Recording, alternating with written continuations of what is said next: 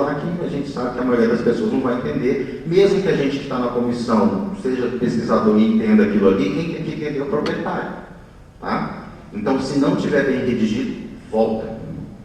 É o que mais volta na comissão humana. Tá? É o que mais volta na comissão humana, eu tenho consentimento. A pessoa tem que saber o que vai ser feito com ela. Nesse caso aqui, o proprietário tem que saber o que vai ser feito com o animal e as consequências disso. Que às vezes ele permite que você faça algo que depois pode trazer uma consequência indesejável para aquele animal. Ah, mas eu não sabia que ia acontecer isso. Você vai se salvaguardar se isso estiver claro em termos de consentimento. E eu vou garantir, né, nós da comissão vamos garantir que aquele termo foi redigido de forma que o cara vai entender. Porque se você redige de forma que ele não entende, ele vai e assina e acontece alguma coisa, se esse cara entra na justiça, ele ganha. Por mais que você tenha um documento assinado por ele. Tá? Então a gente tem que ter isso muito claro. Então, quando tem termo de consentimento, no relatório final, isso tem que ser entregue. Ah, e se não for entregue? Você não tem termo de aprovação do seu projeto, que é o que vai valer para você apresentar na hora que você for no congresso, na hora que você for publicar esse trabalho e for cobrado da aprovação de comissão de ética. Tá? Não é só autorização para começar o experimento, é a aprovação do experimento depois de pronto. Tá certo? No termo de doação, você vai receber um animal. Eu não vou usar animal de proprietário. Um fulano vai me doar aquele animal para eu fazer o que eu quiser e ficar com aquele animal depois, ou para manter ele, ou para fazer eutanásia, o que quer que seja. Não tem problema. Termo de doação. Aí eu estou comprando animal. Tá? Põe a nota fiscal de compra com detalhamento das características daquele animal. Tá certo? Dessa forma que a gente faz. Tá? Então tem que caracterizar quem ou qual instituição está doando aquele animal, se for doação, né? E lá a gente tem um modelinho para vocês seguirem, preenche RG, CPF, proprietário do animal, ou se for uma instituição, o CNPJ dessa pessoa jurídica. Tá? Caracterizar para quem está sendo doado. Não adianta ter um termo de doação genérico. Tá? Tem que saber, está saindo de fulano, está indo para Beltrano, especificamente para a gente ter isso claro. Tá? E a finalidade da doação. A doação está sendo para pesquisa tal. Bom, que aí a gente vincula. Tá certo? Nós temos pedido esse termo de consentimento, esse termo de doação, naquelas situações que eu falei para vocês de tecidos também. Ah, eu vou pegar ovário lá no abatedouro, que o cara joga fora, ele vai me doar. Beleza. Pede para fazer o termo de doação.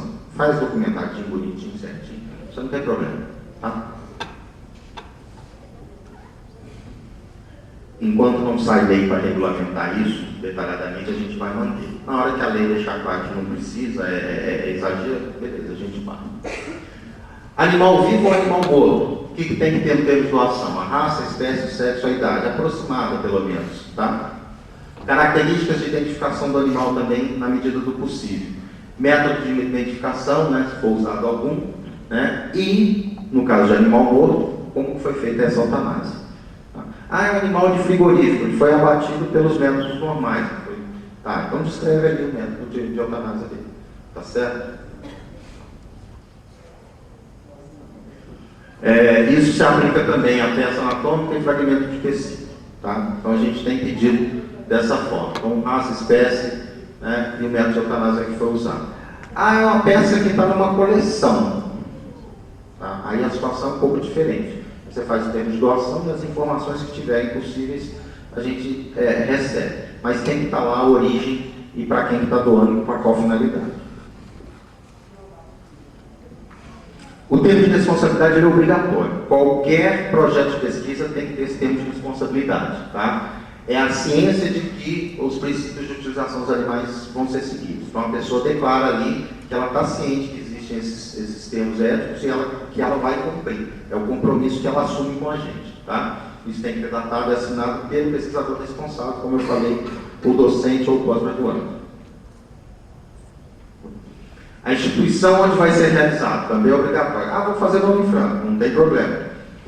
Pode ser o diretor do curso, ou você vai fazer aqui no laboratório, pode ser a Cidinha, vai fazer no hospital veterinário, pode ser o diretor do hospital, não tem problema. Tá? Mas é a instituição onde vai ser realizado o experimento. Ok? É o compromisso da instituição. Então, o outro é o compromisso do sujeito, né, da pesquisa. tá? do pesquisador responsável. Esse aqui é o compromisso da instituição, que ela atesta que tem condições para que o projeto seja desenvolvido e que ela autoriza a sua execução, que ela está ciente dos princípios éticos que precisam ser cumpridos. Tá? Por isso que é obrigatório. Tem que colocar o nome do responsável pela instituição, ou daquele setor ou laboratório que vai ser feito o experimento, o nome da pessoa, o cargo dela e assinado e datado. No caso, por exemplo, se eu for começar na fazenda, mas analisar a lâmina dentro da universidade, como que eu coloco? Então, a instituição é a fazenda, tá? É onde está o animal. Tá? Você está colhendo lá, tem que colher a assinatura lá na propriedade. Tá? Na verdade, nesse caso, você vai ter o termo de consentimento. Tá? Você tem o termo de consentimento e tem o termo da instituição. Tá? Tem que ter os dois. Bom, feito isso, cumpri o experimento, né? Tudo direitinho, foi aprovado o projeto, fiz o experimento, e agora? Agora tem que prestar conta. Então, desde que saiu essa resolução normativa, né, no meio do ano passado, teve uma mudança nela agora em janeiro desse ano, como eu falei. Todos os projetos, desde julho, que foi quando foi publicado, né? Então é do Diário Oficial do dia 9, do 7, mas ele foi publicado no dia 12. Então, desde o dia 12 de julho do ano passado, todos os projetos que a gente tem, a gente está cobrando. Mesmo aqueles que na época a gente não cobrava. Por quê? Porque a exigência da lei. Tá? Então a gente mandou uma carta para o pessoal, explicou, falou, olha, mudou a lei mudou naquela época e a partir de então a gente tem que ter o relatório final. Então fizemos um modelo, esse modelo está lá na secretaria, tá? Só pedir, a secretaria fornece. A gente está reformulando o nosso site, a gente vai mexer algumas coisinhas lá também, vai deixar mais atualizado, mais completo. E junto com esse modelo, quer dizer, você vai responder algumas perguntinhas que está nesse modelo, você vai anexar a cópia do seu trabalho. Qualquer formato. Ah, eu fiz TCC, está no formato de TCC que meu curso exige. Pode ser uma cópia disso? Pode.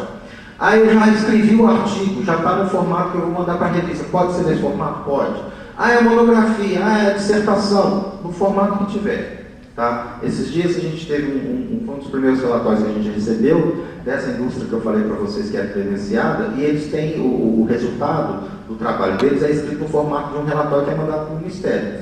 Foi isso que eles entregaram. Tá? O que tem que ter nesse material? Seja TCC, monografia, dissertação, artigo, o que quer que seja. Tem que ter aquilo que foi feito. E isso tem que bater com aquilo que você se propôs a fazer. Yusuf, peraí, e se acontecer alguma coisa, eu precisar mudar a minha metodologia? Primeira coisa, comissão de ética, estou modificando essa metodologia assim, por isso. Pode, passa na reunião, ok, dá continuidade. Tá? Yusuf, a gente usar 5 animais, mas a gente vai precisar usar 10. Ou a gente usar 10, se for usar menos não costuma ser problema. Se for usar mais, se for colocar um tratamento a mais, quer dizer, qualquer coisa que vai modificar, que vai interferir no número de animais, ou que vai modificar aquele procedimento que você tinha colocado, tem que antes ser comunicado à comissão de ética. Tá? O que não pode é ter modificado isso, fazer o experimento assim mesmo e apresentar isso lá no relatório final. Se o relatório final não bater com o projeto, não é aprovado. Tá? Não é aprovado. Tá certo? Ah, eu ia usar camundongo, não deu certo, resolvi usar rato. Camundongo é uma coisa, rato é outra. Mudou espécie, tem que mudar. Tá certo? Então qualquer coisa que você for, estou na dúvida se isso vai precisar passar de novo na comissão de ética, essa alteração. Não tem problema, liga, pergunta, a gente está lá para isso. Está lá para isso. Tá certo? O que não pode é chegar lá no final e ter uma surpresa do tipo, infelizmente nós não podemos aprovar o seu projeto porque não foi isso que você mandou para a gente. O que você está apresentando agora é diferente daquilo que você mandou antes. Sinto muito. Tá? Bom, então faça isso sem encadernar, tá? Sem espiralar, sem nada, só com uma pastinha, entrega, junto com a cópia do termo de consentimento, livre esclarecido, assinado. Agora ele tem que estar assinado. Na época do projeto não é necessário. Tem gente que às vezes já fez contato com o proprietário e tal, o proprietário já aceitou e já fez a assinatura, beleza. Mas tem situações em que você vai contactar o proprietário do animal na medida que o tempo vai passando. Tá? Por exemplo, está lá no hospital veterinário, o pessoal lá acontece muito isso. Vamos fazer um experimento com um paciente com doença renal crônica. Como é que você vai saber quais são os pacientes antes? Não tem jeito. É na medida que na rotina for aparecendo animal que tiver aquele perfil, né, você vai convidar o proprietário. Olha, seu animal pode participar do experimento, é assim, assim, assim, assim, está aqui o termo de consentimento, o senhor lê, eu te explico e tal, concorda, assinou, beleza. Tá? Mas o termo de consentimento já tem que ter sido apresentado lá no projeto. Tá? Ele é assinado pelo proprietário só depois. Uma dúvida que é muito comum, no caso de propriedade rural. Eu vou fazer um experimento, igual o rapaz ia fazer um experimento com 100 e poucos animais. Ia testar 2 métodos cirúrgicos lá, é uma coisa que eles já fazem, ia testar 2 métodos cirúrgicos, ia testar a forma de tratamento no pós-cirúrgico. Beleza. Preciso fazer um termo de consentimento para cada animal, nesses casos? São todos a mesma propriedade, todos os mesmos proprietários. Nesse caso, não. Você não precisa ter um termo de consentimento para cada animal. Mas você precisa ter no seu termo de consentimento um anexo que liste esses animais. Tá? Então, por exemplo, lá era bovino e os animais eram identificados como meio de brinco. Então, ele anexou lá a lista com a identificação de todos os animais que foram usados pegando. Tá? Era do mesmo proprietário, o procedimento estava claro o que ia ser feito. Beleza. Tá bom? Agora, se for de animais de proprietários diferentes, um para cada animal. É isso. Na página da internet do Conselho Nacional de Controle da Experimentação Animal tem toda a legislação. A gente ainda não colocou isso na nossa página, apesar de a gente ter essa legislação selecionada. Se alguém quiser a legislação, pode solicitar na secretaria, a gente fornece isso, tá? Mas a gente ainda não tem isso disponível online. Como eu falei, a gente ainda está mexendo em algumas coisinhas. Alguns desses protocolos a gente está revendo para melhorar algumas coisas. O próprio Conselho, como ele está lançando essas instruções normativas, é provável que ele lance uma instrução normativa padronizando esses protocolos. Ainda não há uma padronização disso, tá? A gente está torcendo para que tenha uma padronização, porque sempre tem algumas coisas que a gente acha que está fazendo corretamente e às vezes não está, é tudo muito novo. No site da Sociedade Brasileira de Ciências Animais de Laboratório, que é a antiga COBEA, né, o Colégio Brasileiro de Experimentação Animal, também tem bastante coisa nessa parte, né, principalmente na parte de experimentação, tem bastante coisas interessantes. E aqui eu deixei um site que eu acho interessante, eu costumo acompanhar. Esse site ele é de pessoas que lutam pelos direitos dos animais. Tá? É lógico que quem milita na área de direitos dos animais tem pessoas mais extremistas e pessoas menos extremistas. Né? Então a gente também tem que ter critério.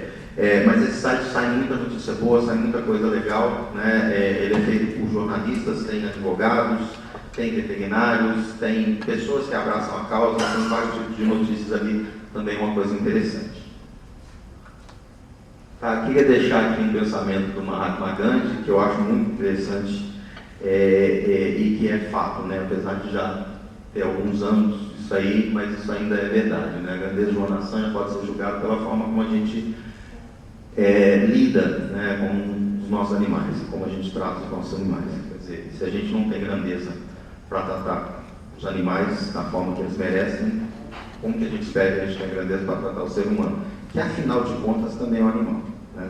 E por sinal é o animal mais perigoso que anda na face da terra. Aqui estão os nossos contatos. A nossa secretária, que é a Esther, ela está de licença gestante, né? E quem assumiu agora foi a Gisele.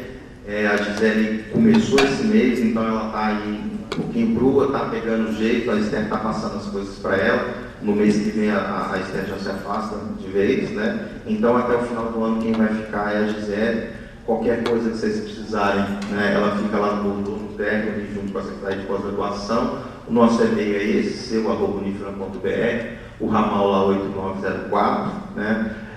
Estou à disposição de vocês, qualquer dúvida que vocês tiverem. Estou sempre aqui durante o dia, eu dou aula durante o dia na veterinária e nesse mestrado de promoção de saúde. Através desses contatos aí vocês me encontram também, ou elas repassam para mim. E qualquer coisa que vocês precisarem que a gente puder ajudar, a gente está à disposição de vocês. Ok? Obrigado.